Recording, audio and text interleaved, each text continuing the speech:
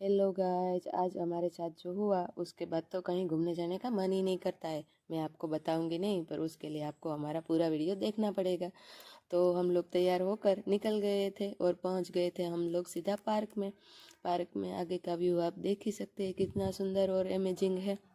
और आगे रंग बिरंगी फूलों से पूरा पार्क भरा हुआ था। पूरे पार्क में फूल लगे हुए थे और बहुत अच्छे फूल लग रहे थे। आप भी देखिए कितने सुंदर और अच्छे फूल लगे हुए घने सारे।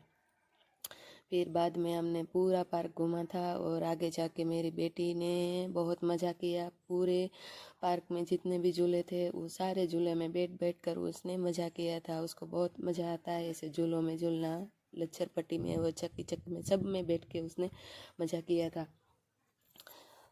और उसने पूरा पार्क घूमा था और वो मेरे पास आ भी नहीं रही थी। वो खुद ही चलती है पूरे पार्क में, चल चल के उसने मज़ा किया था।